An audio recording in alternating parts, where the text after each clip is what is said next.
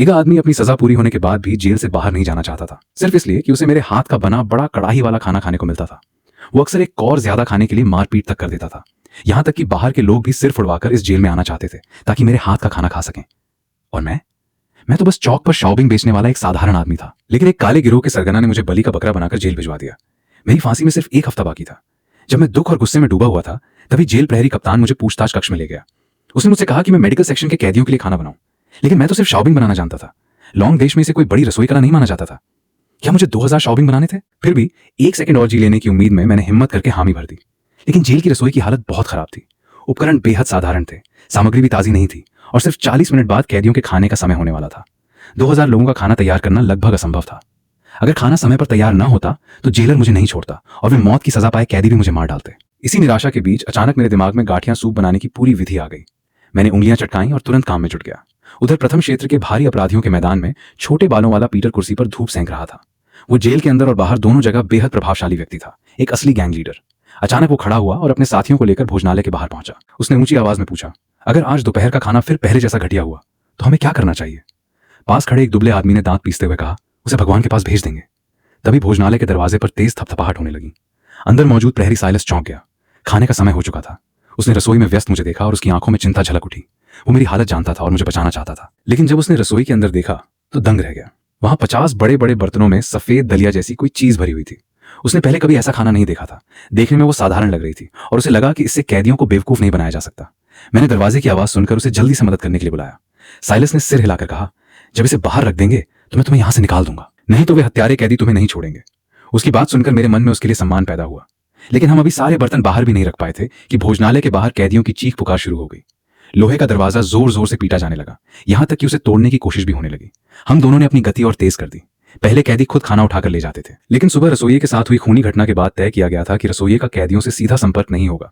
सब कुछ व्यवस्थित करने के बाद साइलस ने रसोई का दरवाजा बंद किया और मुझे दूसरे रास्ते से 99 नंबर की कोठरी में पहुंचा दिया। इसके बाद ही उसने भोजनालय का मुख्य दरवाजा खोला। पीटर चमड़े की जैकेट पहने और मुंह में सिगार दबाए भोजनालय में दाखिल हुआ।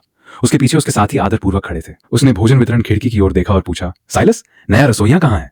साइलस ने शांत स्वर में उत्तर दिया, ये जानकारी नहीं दी जा सकती। पीटर ने ठंडी सांस भरी और अपने साथी बीस्ट मंकी को आदेश दिया, सबके लिए खाना बांटो। लेकिन जैसे ही बीस्ट मंकी खिड़की के पास पहुंचा, वो कुछ क्षण के लिए स्तब्ध रह गया, फिर चिल्लाया, क्या ये सुअरों का खाना है? पीटर का चेहरा तुरंत सख्त हो गया। वो तेजी से खिड़की तक पहुंचा। जब उसने अंदर सफेद सूप से भरे बर्तनों को देखा तो उसका चेहरा गुस्से से भर उठा। उसने साइलस को घूरते हुए कहा, तुम हमें सुअरों का खाना खिलाना चाहते हो? अगर हमने ये अपमान सह लिया तो मैं आगे इस जेल में नेता कैसे रहूंगा? साइलस पीछे हट गया और जल्दी से बोला, पीटर शांत हो जाओ। ये रहस्यमयी पूर्वी विशेष श्रेणी के शेफ द्वारा बनाई गई डिश है। ये महान रसोइया पूर्वी काली रसोई प्रतियोगिताओं में सबको हरा चुका है। पीटर थोड़ा चौंका। उसे कई शब्द समझ में नहीं आए, लेकिन बात बहुत प्रभावशाली लगी। उसके मन में इस व्यंजन को लेकर उत्सुकता जागी। उसने पूछा, इस रहस्यमयी पूर्वी देश में इस डिश का नाम क्या है? साइलस ने कहा, गाठिया सूप। यह कहकर वो मुड़ने ही वाला था कि पीटर ने उसे पकड़ लिया। दोस्त, तुम्हें यहीं रुकना होगा। इसके बाद पीटर ने करछुल से सूप निकाला। उसने खुद नहीं पिया, बल्कि कटोरा बीस्ट मंकी के सामने रख दिया। बीस्ट मंकी, तुम 2 साल से मेरे साथ हो, यह कटोरा तुम्हारे लिए इनाम है। बीस्ट मंकी ने मजबूरी में एक घूंट लिया। अगले ही पल उसका पूरा शरीर जैसे बिजली का झटका खाकर जम गया। गर्माहट और सुख की एक लहर उसकी जीभ से होते हुए पूरे शरीर में फैल गई। उसे लगा जैसे वो बचपन में लौट गया हो, मां की गोद में लेटा हो। उसे ऐसा भी महसूस हुआ जैसे भगवान स्वयं उस पर मुस्कुरा रहे हो। पीटर ने यह देखा और खुद भी एक कटोरा भरकर पी लिया। क्षण भर में उसकी आंखों से आंसू बहने लगे। उसे लगा जैसे वो बचपन में मां की गोद में लौट आया हो। पास खड़ा प्रहरी साइलस ये सब देखकर हैरान रह गया। बाकी कैदी भी खुद को रोक नहीं पाए। वे एक एक करके सूप पीने लगे और हर किसी के चेहरे पर खुशी और संतोष साफ दिखाई देने लगा। पीटर लगातार 3 बड़े कटोरे पी गया। उसने अपने 2 आदमियों को इशारा किया। उन्होंने एक पूरा बर्तन अलग रखकर उसकी 31 नंबर की आलीशान कोठरी में पहुंचा दिया। कुछ देर बाद दोपहर के भोजन का समय समाप्त हो गया। 50 बर्तन, गाठियां, सूप पूरी तरह खत्म हो चुके थे। 2 गुटों में सिर्फ बर्तन के तले में बचा सूप पाने के लिए लड़ाई हो गई। 2 कैदी गंभीर रूप से घायल हुए और 6 को हल्की चोटें आईं। प्रहरी कप्तान मार्टिन अपने दल के साथ भोजनालय पहुंचा। उसने 5 खतरनाक कैदियों को प्लेटें चाटते देखा और हैरान रह गया। उसने सभी को बाहर निकाला और जेल अधीक्षक को फोन करके घटना की जानकारी दी। जेल अधीक्षक ने कहा, आज रात किसी अच्छे रसोइये की व्यवस्था करो। उस शाओबिंग बेचने वाले कैदी से दोबारा खाना मत बनवाना। मार्टिन ने मुंह से ठीक है कहा, लेकिन मन ही मन जानता था कि मेरे अलावा कोई दूसरा रसोइया नहीं था। असल में इतना स्वादिष्ट गाठिया सूप मैं सिर्फ इसलिए बना पाया था क्योंकि खाना बनाने से पहले मेरे पास बड़ा कड़ाही भोजन प्रणाली सक्रिय हो चुकी थी। दोपहर की नींद से जागने पर मुझे पता चला कि मुझे 2000 से अधिक संतुष्टि अंक मिल चुके थे। 3000 अंक पूरे होने पर मैं एक बार कांच से ड्रॉ कर सकता था। उसमें मृत्युदंड स्थगन कार्ड था, जिसकी मुझे सबसे ज्यादा जरूरत थी। अगर मुझे जिंदा रहना था तो मुझे जल्दी से जल्दी और संतुष्टि अंक जुटाने थे। उसी समय गलियारे में कदमों की आहट सुनाई दी। प्रहरी साइलस मेरी कोठरी के बाहर आया। वो मुझे रात का खाना बनाने के लिए बुलाने आया था। मैंने बिना हिचकिचाए हामी भर दी। इस बार मेरे लिए एक सहायक भी नियुक्त किया गया था। वो भारी शरीर वाली ईगल देश की सुंदर महिला सोफिया थी। उपलब्ध सामग्री की जांच करने के बाद मैंने ठंडे भंडार कक्ष को देखा और अनायास ही आह भर दी। वहां लगभग कोई अच्छी चीज नहीं थी। मांस, सब्जियां और बाकी सामग्री बहुत कम थी, इसलिए मेरे पास सिर्फ यांगचुन नूडल्स बनाने का ही विकल्प बचा। उधर प्रथम क्षेत्र की नंबर 1 कोठरी में पीटर घबराया हुआ मेडिकल डॉक्टर की ओर देख रहा था। मेरे छोटे भाई के होश में आने की कोई संभावना है? डॉक्टर ने गंभीर स्वर में कहा, आपके भाई जैसी हालत में होश आने की संभावना 10,000 में 1 से भी कम है। मेरी सलाह है कि उसे इस तरह जिंदगी भर कोमा में रखने से बेहतर है कि उसे शांति से विदा कर दिया जाए। ये सुनते ही पीटर के दिमाग में जैसे धमाका हो गया। उसका शरीर लड़खड़ा गया और देखते ही देखते वो कई साल बूढ़ा लगने लगा। उसने डॉक्टर रॉबिन्स को दोष नहीं दिया, बस थकी हुई आवाज में उसे विदा कर दिया। पीटर अपने भाई कीरा के बिस्तर के पास बैठ गया। उसने उसका हाथ पकड़ लिया।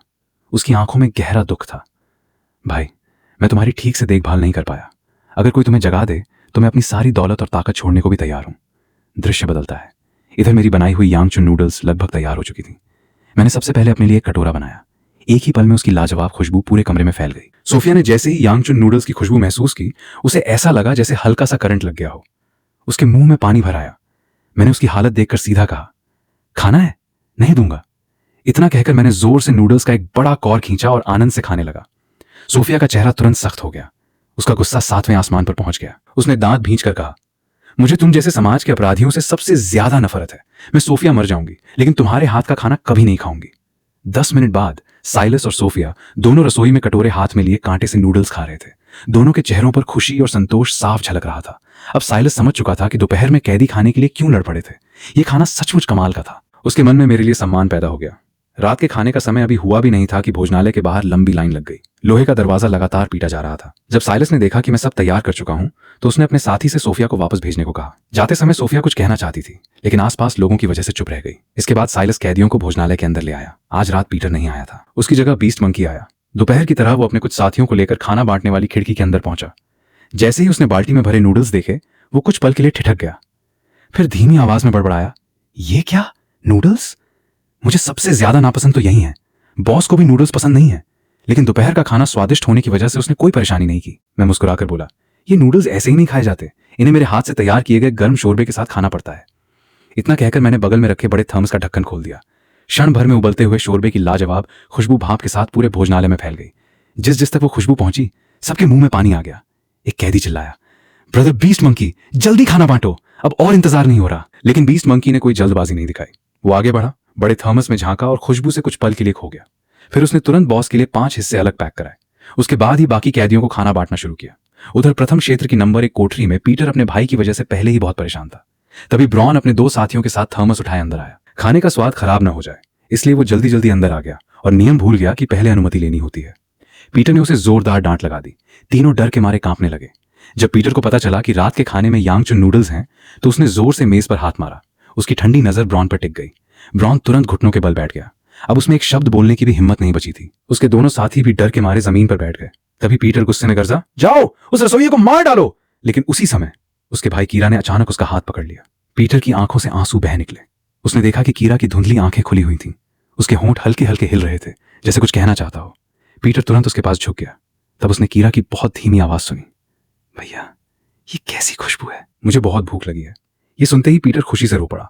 उसने तुरंत अपने आदमियों से पूछा, यांगचुन नूडल्स खत्म तो नहीं हो गए? खुशकिस्मती से थोड़ा सा बचा हुआ था। हालांकि पीटर का अहंकार उसे रोक रहा था, लेकिन अपने भाई के लिए उसने वो बचा हुआ खाना मंगवा लिया। उसका मूड पूरी तरह बदल चुका था। उसने अपने आदमियों से कहा, मैं ये अपने लिए नहीं मंगवा रहा। इसी नूडल्स की खुशबू से कीरा कोमा से जाग गया है। डॉक्टर जांच करेंगे, उसके बाद वो शायद खुद खाना भी खा सके। तीनों आदमी ये सुनकर स्तब्ध रह गए। बाद में 3 विशेषज्ञ डॉक्टरों ने जांच करके एक ही निष्कर्ष निकाला। ये चिकित्सा इतिहास का ऐसा चमत्कार था जिसे दोबारा दोहराया नहीं जा सकता। पीटर ने उसी रात अपने संबंधों का इस्तेमाल करके कीरा को सबसे अच्छे अस्पताल में भर्ती करा दिया। जाते समय कीरा की जिद पर पीटर वो छोटा सा थर्म्स भी साथ ले गया, जिसमें थोड़ी सी यांगचुन नूडल्स बची थी। उसे देखकर एम्बुलेंस के कर्मचारी भी हैरान रह गए। आखिर अस्पताल में खाना नहीं मिलता क्या? उधर रात का खाना बनाने के बाद साइलस मुझे वापस 99 नंबर की कोठरी में छोड़ गया। इसी यांगचुन नूडल्स की वजह से मेरी फांसी 7 दिन के लिए टल गई। लेकिन मुझे नहीं पता था कि जिसने मुझे बलि का बकरा बनाकर जेल भेजा था, उसने ये खबर मिलते ही जेल के खूंखार हत्यारों से संपर्क कर लिया। उसने आदेश दिया कि 6 दिनों के अंदर हर हाल में मुझे मार दिया जाए। अगली सुबह सूरज निकलने से पहले ही मैं फिर रसोई में पहुंच गया। कुछ देर बाद साइलस सोफिया को साथ लेकर आया। आज सोफिया पहले से ज्यादा सजी सैमरी लग रही थी, लेकिन मेरी ओर देखते समय उसकी नजरें बार बार झुक जा रही थीं। मैंने उस पर ध्यान नहीं दिया। पहले सामग्री देखी, हालत अब भी पहले जैसी ही खराब थी। आखिरकार मैंने बन और सॉस बनाने का फैसला किया। हम तीनों की मदद से काम तेजी से आगे बढ़ा। कुछ ही देर में बन लगभग तैयार हो गए। सोफिया भाप वाले डिब्बे में रखे बनों को देखकर हैरान थी। ये ना तो ब्रेड जैसा है, न पिज्जा जैसा।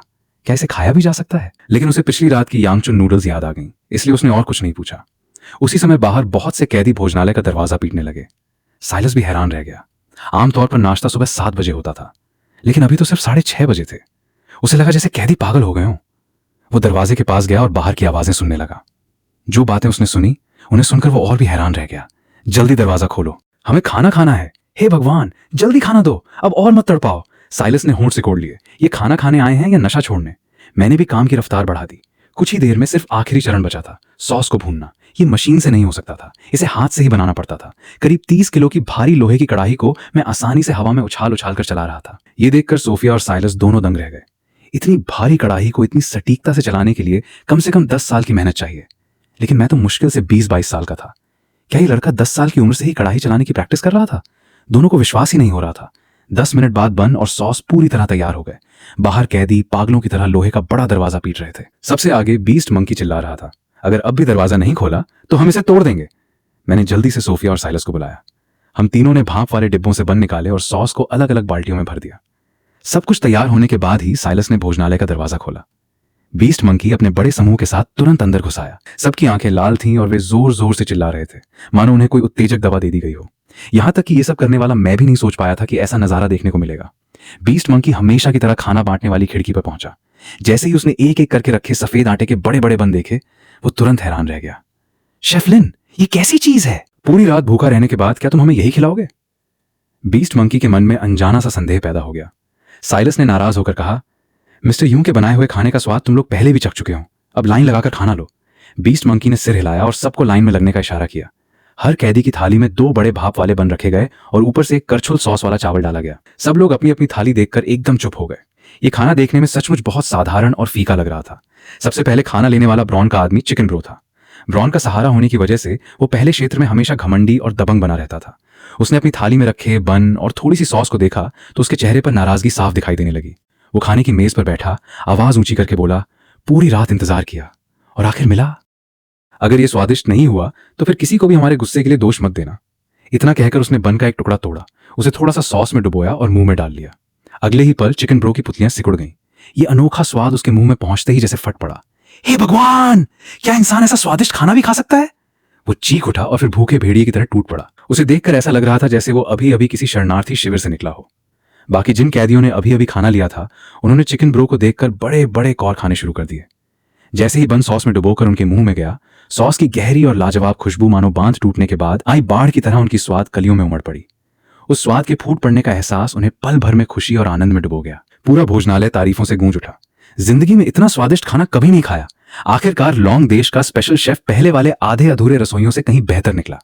अब तो हर दिन बस यही खाना खाने का मन करता है। मुझे अब जेल से बाहर ही नहीं जाना। यीशु भी मुझे जेल से बाहर नहीं ले जा सकते। बाहर जाकर क्या करूंगा? वहां ऐसा स्वादिष्ट खाना मिलेगा क्या? मार डालो, फिर भी मैं बाहर नहीं जाऊंगा। ये सब सुनकर सोफिया पूरी तरह स्तब्ध रह गई। उसकी सुंदर आंखें मेरी ओर टिकी रह गईं। सिर्फ बन और सॉस से कैदियों को इस तरह दीवाना बना देना किसी चमत्कार से कम नहीं था। ये तो कल के यांगचुन नूडल्स से भी ज्यादा अद्भुत था। साइलस भी इस असली स्वाद को तुरंत चखना चाहता था, लेकिन अपनी पहचान की वजह से कैदियों के सामने ऐसा करना उचित नहीं था। वो केवल चुपचाप लार निकल सकता था। ब्रॉन ने कल रात की तरह फिर एक बड़ा थर्मस भर लिया और अपने 2 साथियों के साथ खुशी खुशी भोजनालय से बाहर निकल गया। हालांकि पीटर आज सुबह खाने के लिए नहीं आया था और न ही किसी को अपने लिए खाना लाने को कहा था, लेकिन अपने बॉस के सामने अच्छा प्रभाव छोड़ने का ऐसा मौका वो कैसे छोड़ सकता था। नाश्ता आधे घंटे तक चला। सभी कैदियों ने बन से अपनी थालियों में लगी हुई सॉस को इतनी अच्छी तरह साफ किया कि एक बूंद भी बाकी नहीं रही। जब से मैंने रसोई संभाली थी, बर्तनों की सफाई का काम बहुत आसान हो गया था। हर दिन सभी अपनी थालियां पूरी तरह साफ करके उठते थे। खाने का एक कण भी बर्बाद नहीं होता था। पेट भरने के बाद कैदी 2-2, 3-3 के समूह में भोजनालय से निकल गए। पूरा भोजनालय खाली हो गया, केवल चिकन ब्रो वहीं रह गया। आज उसने इतना खाया था कि वो बेहद खुश था। उसने अपने बाल ठीक किए, ट्रे उठाई और भोजन वितरण खिड़की तक पहुंचा। अब वहां खाना बांटने की जिम्मेदारी सोफिया संभाल रही थी। सुंदरी, मुझे 2 बन और एक करछुल सॉस और दे दो। सोफिया ने पीछे रखे खाली थर्मस की ओर देखा। उसके चेहरे पर परेशानी साफ झलक रही थी। सारे बन खत्म हो चुके हैं और तुम पहले ही 4 बार खाना ले चुके हो। क्या तुम अभी भी खा पाओगे? चिकन ब्रो ने ठंडी हंसी हंसते हुए कहा, नाटक मत करो। तुम्हारी रसोई वाले हमेशा अपने लिए थोड़ा खाना बचा कर रखते हैं। जल्दी निकालो, मुझे गुस्सा मत दिलाओ। सोफिया ने दोनों हाथ सीने पर बांध लिए और उसे पूरी तरह नजरअंदाज कर दिया। चिकन ब्रो का गुस्सा भड़क उठा। उसने ट्रे उठाई और पूरी ताकत से सोफिया की ओर फेंक दी। सोफिया हल्का सा एक तरफ हट गई। ट्रे पीछे की दीवार से जोर से टकराई और तेज आवाज गूंज उठी। चिकन ब्रो और भी गुस्से में आ गया। वो तेजी से खाना बांटने वाले कमरे में घुस गया। लेकिन जैसे ही उसने सोफिया का चेहरा और उसकी सुंदर काया देखी, उसके मन में बुरे इरादे आ गए। वो झपट कर उसकी ओर बढ़ा। इससे पहले कि सोफिया बच पाती, पीछे से हवा चीरती हुई एक आवाज आई। एक विशाल लोहे की कड़ाही रसोई से उड़ती हुई आई। धड़ाम! वो सीधे चिकन ब्रो के चेहरे पर जा लगी। एक ही बार में उसका सिर चकरा गया और वो लड़खड़ाकर खड़ा भी नहीं रह पाया। हालांकि वो गुस्से से आग बबूला था, लेकिन मेरी भयानक ताकत देखकर आगे बढ़ने की हिम्मत नहीं कर सका। इतनी बड़ी लोहे की कड़ाही कोई इस तरह फेंक सकता है, ये सोचकर ही उसके रोंगटे खड़े हो गए। वो अनायास 2 कदम पीछे हट गया। मेरी ओर उंगली दिखाकर बोला, एक मामूली रसोइया होकर भी मुझ पे हाथ उठाने की हिम्मत करता है? जरा पूछकर देख, इस पूरे इलाके में कौन मेरी बेइज्जती करने की हिम्मत करता है? तुम लोग यहीं रुको। इतना कहकर वो अपना आधा सूजा हुआ चेहरा पकड़ते हुए जल्दी जल्दी भोजनालय से बाहर निकल गया। साइलस ने धीमी आवाज में कहा, इस चिकन ब्रो की आदतें कुछ अलग हैं। जेल में इसके बहुत गहरे संबंध हैं, खासकर ब्रॉन के साथ। वो शायद उसी के पास गया है। वो अपनी पहचान का इस्तेमाल करके बीच बचाव करना चाहता था, लेकिन इस जेल का एक अलिखित नियम था। जेल प्रहरी सिर्फ जेल के बुनियादी नियम बनाए रखते थे। कैदियों के आपसी झगड़ों में उन्हें दखल देने की अनुमति नहीं थी। फिर भी साइलस ने हिम्मत करके कहा, जब ब्रॉन आएगा तो मैं उससे बात करने की कोशिश करूंगा। मैंने थोड़ा सोचा, ब्रॉन शायद वही मोटा आदमी था। सोफिया ने धीरे से मेरा कपड़ा खींचा।